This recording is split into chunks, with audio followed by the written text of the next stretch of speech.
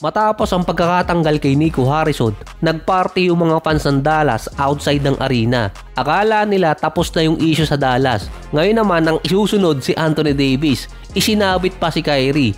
Bago kasi maalis na GM si Nico Harrison, sinubukan niya pang palaruin si Anthony Davis kahit pa sinabihan ng doktor na baka ma-injured at lumala pa sa Achilles tendon injury. Parang sinabi rin niya tungkol kay Kyrie na makakapaglaro siya ng mas maaga kumpara sa sinabing timeline. Ngayon ang gagawin naman ng team owner na si Patrick Dumont, hihingan niya ng medical data si Anthony Davis bago siya payagang palaruin sa team.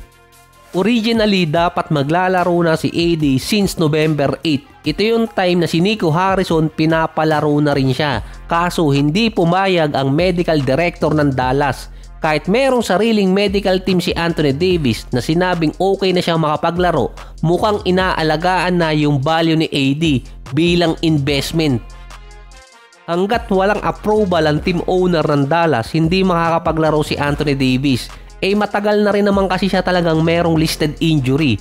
Either sa Dallas lang talaga abutan ng malalang injury, tatakbo pa ng 2 hanggang 3 taon ng kontrata niya. Kaya iba-ibang mga trade rumors ang lumabas ngayon kay Anthony Davis na mukhang mauunahan pa si Ja Morant.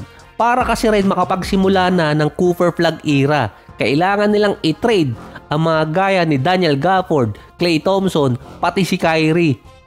Kakabigay nga lang at nagpababa pa ng kontrata si Kyrie. Wala na yung 2 personnel ng Dallas na nag-alaga talaga sa kanya, si Mark Cuban at itong si Nico Harrison. So sasabihin puro ka na lang trade, natural, part ng business ng NBA yun, saka cycle yun taon-taon. From defense wins championship to rebuild ang mangyayari. Kapag inalis si AD sa Dallas, makakapagsimula ng flag era. 2 team ang pinupurso ng mga insider na kunin si AD or inilalatag nila sa market. Ang una, Detroit. Sila yung team na nagiging contender sa playoffs dito sa East. Parang may kulang pa para makapag-content sila ng mas mataas, isang veteran all-star. Nananalo naman sila ngayon. May sapat na player na pamalit ang Detroit na hindi maapektuhan ng kanilang core player. Kasama pa doon si Jaden Ivey na mas nananalo ang team kapag wala siya. May pwedeng ipalit na salary dump ang Pistons at isa pa, meron silang cap space. Marami din draft picks ang Detroit na pwedeng ibigay dito sa Dallas na high value pa sa mga susunod na taon. Depende kung anong pipiliin ng Mavericks. At depende na rin kung gaano kalaki ang value pa ni Anthony Davis ngayon. Mukhang inaalagaan yun ng Dallas. Yung isa naman, Bulls. Matagal na kasing sinasabi ni AD na gusto niyang maglaro para sa kanyang hometown. Based sa mga insider, may sense ang trade na yon dahil kailangan ng isang defensive big man. Pero paano makakadepensa kung lagi namang wala? May sense ang trade kung healthy si Anthony Davis. So hindi rin kasi alam kung ano ang plano ngayon ng Bulls, kung magre-rebuild ba sila or hindi. May balak din kasi ang Bulls na i-trade si Vucevic at si Coby White dahil sa contract. Based pa sa mga report, pwede mag-decide si AD at ang Dallas within 2 months sa timeline ng return date ni Kyrie. Si Daniel Gafford naman kasama din sa trade rumors. Ang Lakers ang isa sa mga team na interesado sa kanya since off-season pa lang hanggang ngayon. Kaso mukhang hindi iti-trade ng Dallas basta-basta sa Lakers. Baka kasi mag-backfire na naman. Sa ngayon kasi tanging Lakers lang ang merong rumors kay Daniel Gafford para mapalakas yung frontcourt nila. Hindi rin ganong kalaki ang ibibigay para kay Gafford pero at least secure yung kontrata niya. Yung kay Klay Thompson naman, iba ang senaryo. Ibinabalik yung mga tinanggihan niyang kontrata para pumunta sa Dallas. Saka na yun, wala namang team ang nilalapit din sa kanya. Si Kyrie, meron ding mga trade rumors ngayon at isinabit siya kay Anthony Davis. Rockets ang kinukonek dito kay Kyrie para reunion silang dalawa ni KD.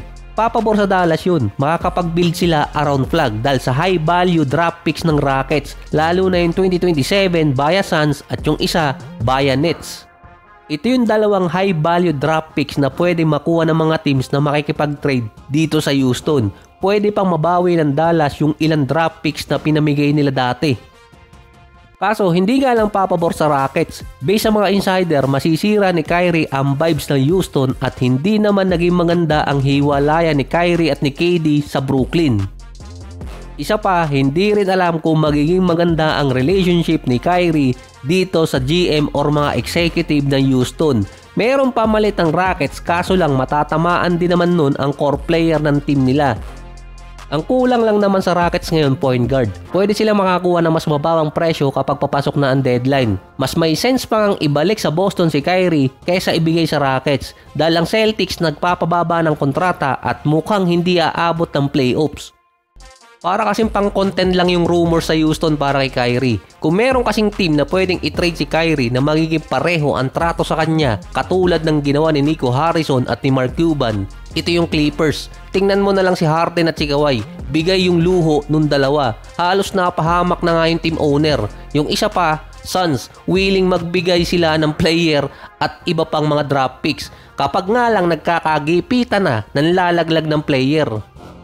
Mukhang yung team owner ng Dallas may bagong agenda. Imposibleng bigla na lang siyang nakinig sa mga fans ngayon. Ang tagal na nilang kino-call out yung kanilang management.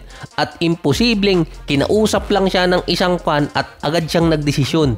May power kasi siyang i-hold yung mga transaction dati pero hindi niya ginawa at nilaglag niya pa si Nico Harrison. Yung pamilya ng team owner ng Dallas nag-iintay pa kasi na maging legal yung mga casino sa Texas. Hanggat merong sumasalungat ng mga fans, hindi matutuloy yun.